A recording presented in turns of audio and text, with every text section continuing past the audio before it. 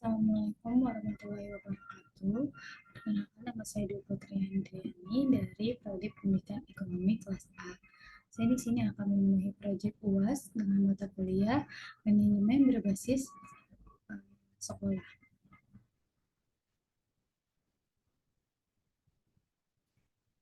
Pertama, pengertian manajemen pendidikan. Satu, manajemen pendidikan merupakan proses pengembangan kerja sama kelompok orang untuk mencapai tujuan pendidikan yang telah ditetapkan. Proses pengendalian kelompok tersebut mencakup perencanaan atau planning, perorganisasian atau organizing, pergerakan atau actuating, dan pengawasan controlling sebagai sesuatu proses untuk menjadikan visi menjadi aksi. Kemudian yang kedua ada bidang garapan manajemen pendidikan. Manajemen pendidikan merupakan suatu sistem pengelolaan dan penataan sumber daya pendidikan seperti tenaga pendidikan, peserta pendidik, masyarakat, kurikulum dana atau keuangan, sarana dan prasarana pendidikan serta tata laksana lingkungan pendidikan. Yang ketiga, prinsip manajemen berbasis sekolah. Menurut Nurcholish 10, teori yang digunakan manajemen berbasis sekolah untuk mengelola didasarkan pada 4 prinsip, yaitu prinsip ekuifinalitas, prinsip desentralisasi, prinsip sistem pengelolaan mandiri, dan prinsip inisiatif sumber daya manusia. Kemudian yang ada tujuan manajemen berbasis sekolah. Manajemen berbasis sekolah merupakan salah satu upaya pemerintah untuk mencapai keunggulan masyarakat bangsa dalam penguasaan ilmu dan teknologi. Hal tersebut diharapkan dapat dijadikan landasan dalam pengembangan pendidikan di Indonesia yang berkualitas dan berkelanjutan, baik secara makro maupun mikro. Kemudian proses fungsi manajemen berbasis sekolah di Indonesia. Satu, adanya tujuan yang jelas. Dua, pendekatan yang sederhana. Tiga, pendekatan yang realistis. Empat, metode yang praktis. Lima, cara kerja yang terinci. Enam, pendekatan yang fleksibel. Tujuh, pendekatan yang menyeluruh. Dan yang kedelapan, pendekatan secara efektif dan efisien. Perencanaan harus bisa menjawab 5W dan 1H. Yang 5W itu ada why, what, who, when, where, and how. Kemudian prinsip-prinsip perorganisasian.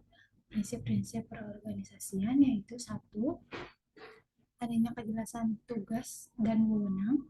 Dua, adanya kesatuan perintah. Tiga, fleksibel. Empat, semua orang atau unit kerja memahami tujuan yang akan dicapai. 5. Teknik dalam penggunaan sumber daya. 6. Pemahaman tentang strategi dan metode teknik yang digunakan dalam melaksanakan tugas. Proses pelaksanaan berarti implementasi dari perencanaan dan perorganisasian yang telah disusun. Dalam pelaksanaan perlu diberikan motivasi, supervisi, dan pemantauan. Pemberian motivasi merupakan upaya mendorong pendidik dan tenaga kependidikan di sekolah agar selalu meningkatkan mutu kegiatan yang menjadi tugas dan tanggung jawabnya. Supervisi yaitu pemberian bantuan, perbaikan, dan pengembangan kegiatan implementasi. Komponen pengelolaan sekolah agar lebih efektif dan efisien dalam mencapai tujuan peningkatan mutu sekolah. Kemudian, prinsip pelaksanaan meliputi 1. Penetapan standar operasional kegiatan. 2. Penentuan ukuran keberhasilan kegiatan. 3. Pelaksanaan pengembangan kegiatan atau tindakan korektif saat diperlukan. Proses pengawasan yang diartikan sebagai proses kegiatan untuk membandingkan antara standar yang telah ditetapkan dengan hasil pelaksanaan kegiatan. Penguasaan berguna untuk mengukur keberhasilan dan penyimpangan, memberikan laporan, dan menerapkan sistem umpan balik bagi keseluruhan kegiatan komponen pengelolaan sekolah. Pengawasan meliputi kegiatan evaluasi, pelaporan, dan tindak lanjut hasil pengawasan. Kegiatan pengawasan juga didasarkan atas kegiatan pemberian motivasi, pengarahan, supervisi, dan pemantauan.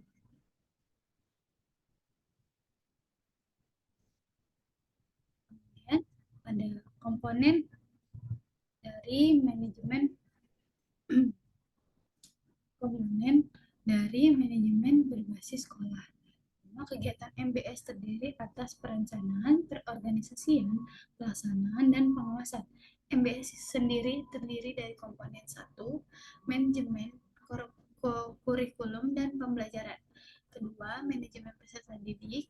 Ketiga, manajemen pendidik dan tenaga pendidikan. Yang keempat, manajemen pembiayaan. Kelima, manajemen sarana dan prasarana. Yang enam, manajemen kerjasama sekolah dengan masyarakat. Dan yang ketujuh, manajemen budaya dan lingkungan sekolah. Mungkin itu aja yang dapat saya sampaikan. Kurang lebihnya mohon maaf. Wabillahi taufiq wal hidayah. Wassalamualaikum warahmatullahi wabarakatuh.